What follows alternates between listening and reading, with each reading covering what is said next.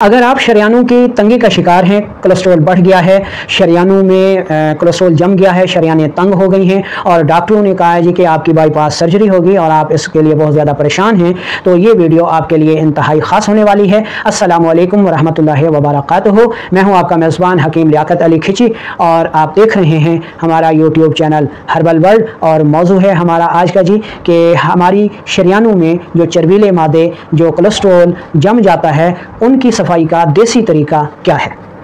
तो दोस्तों, अपने टॉपिक की तरफ बढ़ने से पहले आपसे गुजारिश है कि अगर आपने हमारा ये चैनल सब्सक्राइब नहीं किया तो जल्दी से इसे सब्सक्राइब कर लें और साथ लगे घंटी के बटन को भी दबा दें ताकि तिब व सेहत के मौजू पर हर नई आने वाली वीडियो आपको सबसे पहले मिलती रहे।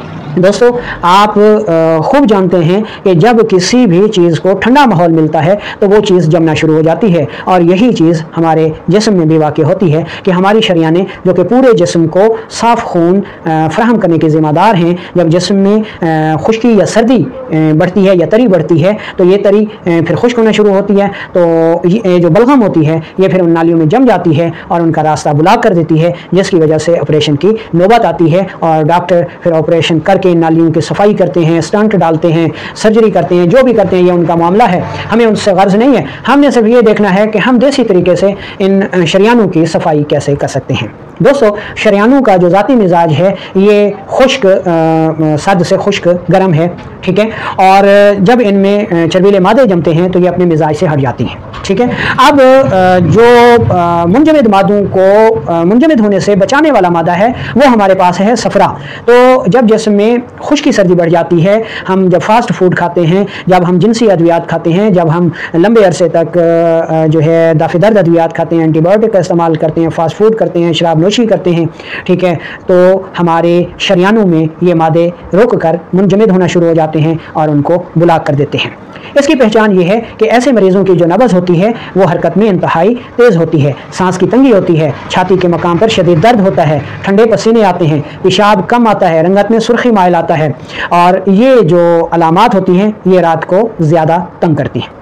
अब हम चलते हैं असूल इलाज की तरफ कि असूल इलाज में हमने क्या करना है। असूल इलाज में सबसे पहले हमने ग़िज़ाई इलाज करना है, क्योंकि ग़िज़ाई इलाज अगर कामयाब हो जाए तो फिर दवाई इलाज की ज़रूरत ही नहीं है। ऐसी सूरत में हमने हर किस्म की तुर्श, तेज़ाबी, प्रोटीन वाली ग़िज़ाएँ बंद कर देनी है और उसकी जगह फैट्स और कार्बोहाइड्रेट्स का इस्तेमाल करना है। मसलन बकरे का गोश्त हो गया, मेथी हो गई, पालक हो गया, मेथी दाना हो गया, करेला हो गया, कद्दू शरीफ हो गया, सब्ज़ तूरी हो गई, टींडा हो गया, अखरोट हो गया और उसके बाद खजूर हो गई, पिस्ता हो गया, ये चीज़ें हमने ग़िज़ा के तौर पे इस्तेमाल करनी है।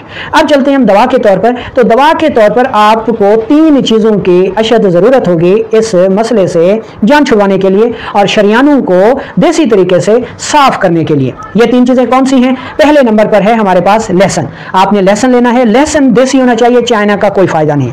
दूसरे नंबर पर अदरक होनी चाहिए और तीसरे नंबर पर शहद खालिस छोटा होना चाहिए। आपने 1 कप लहसुन का पानी हासिल करना है, 1 कप अदरक का पानी हासिल करना है और 2 कप आपके पास शहद होनी चाहिए। शहद को हल्का सा गर्म करें, उसमें ये डाल दें, लहसुन का पानी भी डाल दें और अदरक का पानी भी डाल दें और इनको हल्की आंच पर पकने दें। जब ये मवाद 3 कप रह जाए तो इसको उतार के महफूज कर लें और 2 चम्मच सुबह दोपहर शाम इस्तेमाल करें।